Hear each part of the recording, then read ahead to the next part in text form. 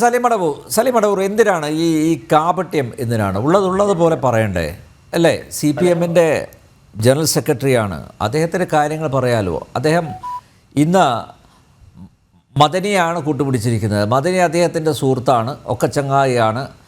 മാത്രമല്ല മദനിയുടെ പാർട്ടിയുമായിട്ട് CPM ബന്ധം ഉണ്ടാക്കുന്നതിൽ തെറ്റില്ല എന്നൊക്കെയാണ് പറയുന്നത്. ഇതിനെയൊക്കെ മദനിയുടെ ചരിത്രം അറിയുന്ന കേരളത്തിലെ ജനങ്ങൾ എങ്ങനെയാണ് നോക്കിക്കാണുന്നത്? എന്നിട്ട് പറയും വർഗീയ ശക്തികളുമായിട്ട് ഞങ്ങൾ കൂട്ടുകൂടാറില്ല എന്ന് പറയുന്നു. ഇടതുമുന്നണിയിലെ ഒരു ഘടകകക്ഷിയുടെ നേതാവ് എന്ന നിലയിൽ എങ്ങനെയാണ് താങ്കൾ ഇതിനെ നോക്കിക്കാണുന്നത്, ഇത്തരം പരാമർശങ്ങളെ? മതവർഗീയ ശക്തികളുമായിട്ടുള്ള എല്ലാ കൂട്ടുകെട്ടിനെയും എന്നെ സംബന്ധിച്ചിടത്തോളം അതിനെതിരായിട്ടുള്ള അഭിപ്രായം തന്നെയാണ്.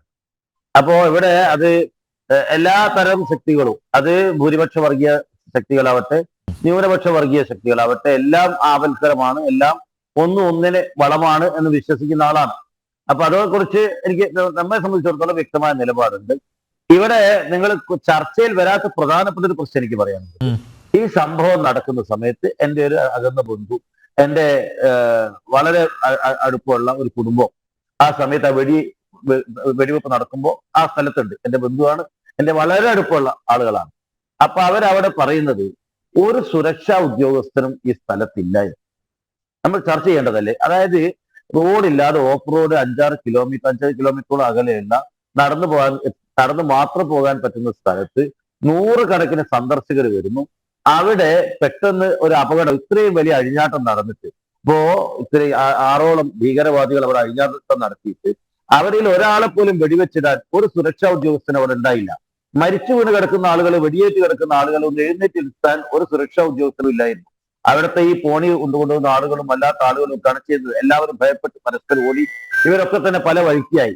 അപ്പൊ ഒരാളും ഉണ്ടായില്ല. എന്താണ് ഇന്ത്യയുടെ ആഭ്യന്തര വകുപ്പ് എല്ലാ സ്ഥലത്തും സുരക്ഷ ഒരുക്കുന്നു എന്ന് പറഞ്ഞിട്ട് ആ സ്ഥലത്ത് ഇത്രയും അഴിഞ്ഞാട്ടം നടത്താൻ എന്തുകൊണ്ട് സാധിച്ചു?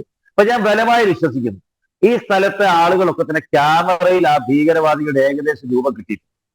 ആളുകളുടെ അടുത്ത് ഭീകരവാദികളുടെ വീഡിയോ പലതിലും ആളുകളെ ട്രേസ് ചെയ്ത് കിട്ടിയിട്ടുണ്ട്. അത് കിട്ടിയിട്ടില്ലായിരുന്നെങ്കിൽ ആളുകളെ കബളിപ്പിക്കാൻ ഏതെങ്കിലും കുറെ ആളുകളെ വെടിവെച്ച് കൊണ്ടിട്ടോ അല്ലെങ്കിൽ കുറെ ആളെ കൊണ്ടുവരുന്നു. ഇത് യഥാർത്ഥ പ്രതികളെ പിടിക്കേണ്ട ഒരു സാഹചര്യം വന്നു. അതിൽ എനിക്ക് ക്യാമറയിൽ പിടിച്ചു എന്നുള്ളത് അതിൽ വലിയൊരു ഗൗരവമുള്ള വിഷയമാണ്. അല്ലെങ്കിൽ ഇപ്പോഴേക്ക് ഭീകരവാദിയെ പിടിച്ചു ഏറ്റുമുട്ടലും മരിച്ചു എന്തെങ്കിലുമൊക്കെ ആയിരിക്കും വാർത്ത വരിക. അതല്ല, ഈ യഥാർത്ഥ പ്രതികളെ പിടിക്കേണ്ട ഒരു സാഹചര്യം വന്നിട്ടുണ്ട്. അത് പിടിക്കണം. അത് പാകിസ്ഥാന്റെ അകത്താണെങ്കിൽ അവിടെ സൈന്യം പോയി പിടിക്കണം. ഒരു വിട്ടുവീഴ്ചയും ചെയ്യരുത്. ഇന്ത്യയിലെ നിരപരാധികളെ വെടിവെച്ച് കൊല്ലുന്ന ഭീകരവാദികൾക്ക് ഒരു ദയയും അർഹിക്കുന്നില്ല. അവരെ പിടികൂടണം. യഥാർത്ഥ പ്രതികളെ പിടികൂടുന്നില്ലെങ്കിൽ ഇവരെ നേരിട്ട് കണ്ടിട്ടുണ്ട്. ഇവരൊക്കെ ആളുകൾ കണ്ടിട്ടുണ്ട്, അവിടെ ഉണ്ടായിരുന്ന സന്ദർശകർ കണ്ടിട്ടുണ്ട്, മുഖം കണ്ടിട്ടുണ്ട്.